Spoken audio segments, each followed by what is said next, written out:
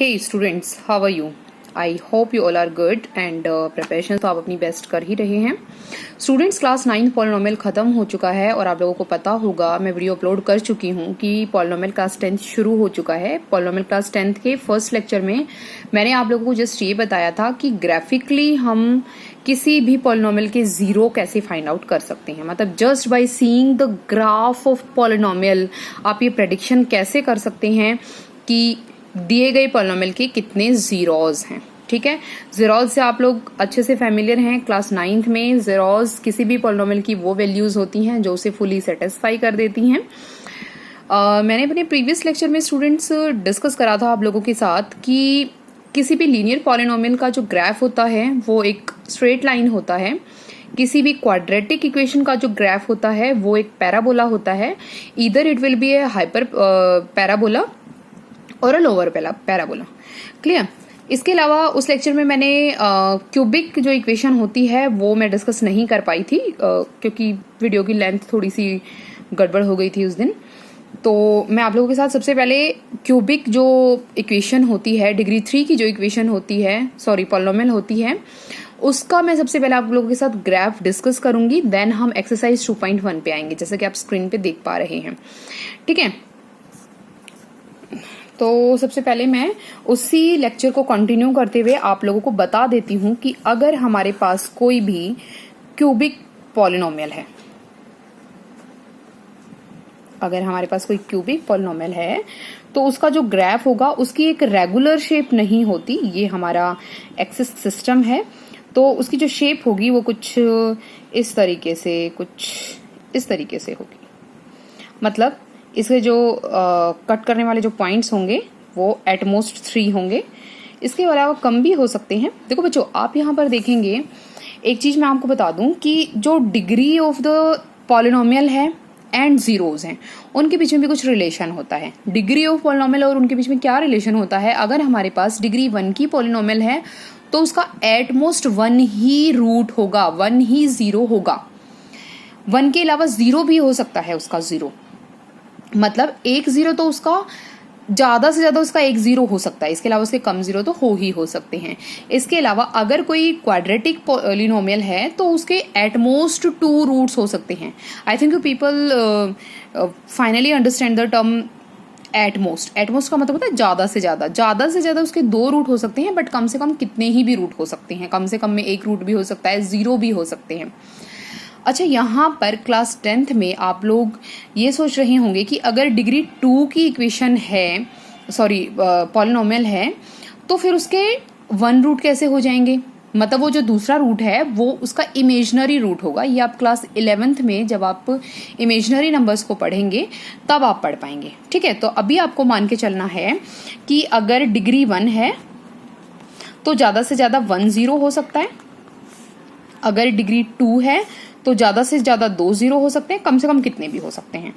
और अगर डिग्री 3 है तो हमारे पास ज्यादा से ज्यादा 3 0 हो सकते हैं। आई थिंक इस बात को मैंने समझा दिया है आपको कि जो डिग्री ऑफ पॉलिनोमियल होती है और जीरोज ऑफ पॉलिनोमियल होती हैं उनके बीच में यही रिलेशन होता है कि एटमोस्ट किसी भी पॉलिनोमियल के जीरोज उतने ही होंगे जितनी की उसकी डिग्री होगी। क्लियर। अब हम अपनी एक्सरसाइज 2.1 के ऊपर आ जाते हैं। एक्सरसाइज 2.1 में देखिए दिया क्या हुआ है। The graph of y equal to px are given in figure below for some polynomials px। ऐसी पॉलिनोमियल्स जो x वेरिएबल में पॉलिनोमियल हैं, ये चीज मैंने आपको क्लास 9 में बहुत अच्छे से समझाई है। अगर आपके कॉन्सेप्ट्स क्लियर नहीं हैं बच्चों तो मैं आपको बार बार यही सजेशन देती हूँ कि आप क्लास 9 की वीडियोज में जाइए। वो अप्रोक्सीमेट 25 वीडियोज हैं। आप उन सब वीडियो से गो थ्रू हो जाइए, उसके बाद आप क्लास 10 पढ़िए, देखिए फिर कितना मजा आता है। तो यहाँ पर उसने बोला है कि पॉलिनोमियल px डिग्री का है और आपको फाइंड क्या करना है? Find the number of zeros of px in each case. हर एक केस में आपको number of zeros find out करने हैं। क्लियर। तो देखिए मैं आपको ग्राफ दिखा देती हूँ। क्वेश्चन नंबर 1 का पार्ट नंबर 1 है ये। इसमें आपको देखिए एक्सिस सिस्टम से आप अच्छे से परिचित है नहीं है तो मेरे प्रीवियस वीडियो में देख लीजिए, मैंने वहां पर डिस्कस किया है। This is your X axis, this is positive end of X axis, this is negative end of X axis, this is positive end of Y axis and this is negative end of Y axis, and in between आपका origin होता है जहां पर 0 होता है। ये 0 सबके लिए कॉमन होता है। क्लियर? अब आपने ये देखा कि ये एक स्ट्रेट लाइन ग्राफ है। स्ट्रेट लाइन ग्राफ जैसे ही आप देखते हैं तो आपके दिमाग में एकदम से घंटा बजना चाहिए कि ये तो एक लीनियर पॉलिनोमियल रही होगी, तभी तो इसका ग्राफ एक स्ट्रेट लाइन है। ठीक है, अब आपने देखा ग्राफ स्ट्रेट लाइन है। अब मैंने आपको पहले वाले वीडियो में ये बताया था बच्चों कि किसी भी पॉलिनोमियल के जीरोस हम कहाँ से डिसाइड करते हैं, वहां से डिसाइड करते हैं कि उसने एक्स एक्सिस को कितनी बार काटा। अब आप इस ग्राफ में देख रहे हैं, ग्राफ तो ऊपर ऊपर रह गया, नीचे इसने एक्स एक्सिस को तो टच ही नहीं किया। टच नहीं किया तो हम लिखेंगे पॉलिनोमियल हैविंग नो जीरो। अब आप इस बात से बिल्कुल कंफ्यूज मत होना बच्चों कि 1 डिग्री की पॉलिनोमियल थी तो उसका 1 रूट होना चाहिए था। उसका 1 रूट है, बट हम क्लास 10th में उतनी हायर स्टडी नहीं करते। वो 1 रूट उसका एक रियल नंबर नहीं है, इसलिए वो इमेजिनरी नंबर्स में चला गया है।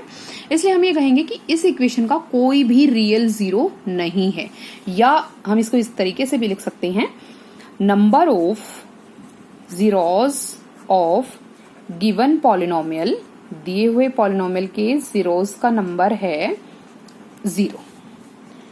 कोई भी मतलब इसका 0 नहीं है। अभी हमें क्लास 10th में रियल नंबर्स पे ही रिस्ट्रिक्टेड रहना है, इसलिए हम रियल नंबर्स की ही बात करेंगे। नेक्स्ट ग्राफ को हम स्टडी करते हैं। क्वेश्चन नंबर 2 के ग्राफ को आप देखेंगे, ग्राफ यहां से चलना स्टार्ट किया। ग्राफ की स्टडी कैसे करो, ये जो आप एक्सिस देख रहे हो इनको नहीं देखना है, एक्सिस को ही तो आपको पहचान करनी है कि दिस वन इज, ये जो वर्टिकल लाइन है ये एक्स एक्सिस है, और ये जो ये हॉरिजॉन्टल लाइन है ये एक्स एक्सिस है, और ये वर्टिकल वाली लाइन वाई एक्सिस है। अब आप ग्राफ को स्टडी करेंगे। ग्राफ यहां से स्टार्ट होता है, यहां से स्टार्ट होने के बाद आप देखेंगे यहां पर इसने कट किया है, बट किसको कट किया है? वाई एक्सिस को। हमें वाई एक्सिस से कोई मतलब नहीं है, हम ये देखेंगे कि ग्राफ ने एक्स एक्सिस को कहां पर टच किया और कितनी बार किया। और हमने देखा कि एक्स एक्सिस को यहां पर इसने टच किया है और एक बार ही टच किया है। इसका मतलब इस पॉलिनोमियल के नंबर ऑफ जीरोस कितने होंगे? 1 होंगे। Number of zeros of given polynomial is equal to 1, क्योंकि एक बार एक्स एक्सिस को काटा तो एक ही 0 होगा। Now come on the next part and carefully observe the graph. Graph हमारा यहां से स्टार्ट होता है, हम इसको भी स्टार्टिंग पॉइंट मान सकते हैं, इसको भी मान सकते हैं, ठीक है। बट हम हमेशा बाय कन्वेंशन और किसी भी वर्क को करते हैं तो हम लेफ्ट हैंड साइड से राइट हैंड साइड चलते हैं, इसलिए बाय डिफॉल्ट हम इसको यहीं से स्टार्ट मानेंगे, ठीक है। ये यहां से स्टार्ट हुआ और चलते चलते इसने यहां पर एक्सिस को काटा। फिर इसे कंफ्यूज नहीं होना, ये एक्स एक्सिस नहीं है। फिर यहां पर एक्स एक्सिस को काटा और यहां पर एक्स एक्सिस को काटा, तो नंबर ऑफ जीरोस कितने हो गए? 3, क्योंकि 3 टाइम एक्स एक्सिस को काटा ग्राफ ने, तो 3 नंबर ऑफ जीरोस हो गए। Come on the fourth part. Fourth part में आप देख रहे हैं बच्चों, इट्स अ पैराबोला। ये जो देखो, ये आधे कटोरे वाली शेप होती है ना, इसको हम पैराबोला बोलते हैं। अगर आप नेक्स्ट क्लास में फिजिक्स लेते हैं तो फिजिक्स में पैराबोला ये टर्म आपको बहुत ज्यादा सुनने को मिलेगी, ठीक है। ये क्योंकि पैराबोला एक पाथ शेप होती है, ये सब आप नेक्स्ट क्लास में समझेंगे। अभी के लिए आपको ये याद रखना है कि इस टाइप की शेप ये ऊपर की तरफ खुली हुई हो या नीचे की तरफ खुली हुई हो तो इसको पैराबोला बोलते हैं, क्लियर। अब हमने देखा इस दिए गए ग्राफ में ये पैराबोला है, और मैंने बोला था, अपने प्रीवियस लेक्चर में बोला था और आज भी बोला है कि पैराबोला कौन सी पॉलिनोमियल होती है जिसका ग्राफ पैराबोलिक होता है? वो होती है क्वाड्रेटिक पॉलिनोमियल, ठीक है। लेकिन हमें यहाँ पर ये नहीं देखना कि ये कौन सी पॉलिनोमियल है, ठीक है। हमने यहाँ पर ये देखना है कि इसके नंबर ऑफ जीरोस कितने हैं। हमने ये देखा इसने एक्सिस को यहाँ पर काटा और यहाँ पर काटा, एक जगह पर, दो जगह पर काटा, तो नंबर ऑफ जीरोस हो गए, number of zeros equal to 2, 2 zeros हो गए। Come on the next part. Graph को फिर से हम एनालाइज करते हैं। एक्सिस को काटा एक जगह पर, 2 जगह पर, 3 जगह पर, 4 जगह पर, तो नंबर ऑफ जीरोस हो गए, number of zeros equal to 4. Clear? Now come on the last but not the least, क्योंकि हमारे लिए लीस्ट नहीं है. फिर से हम ग्राफ को एनालाइज करते हैं. Carefully analyse the graph. Touching point को भी हम नंबर ऑफ जीरो मानेंगे, तो 1, और फिर दूसरी जगह से फिर से इसने टच कर लिया तो 2. Touching point and cutting point दोनों को हम वहां पर ये मानेंगे कि यहाँ पर एक पॉलिनोमियल का जीरो है.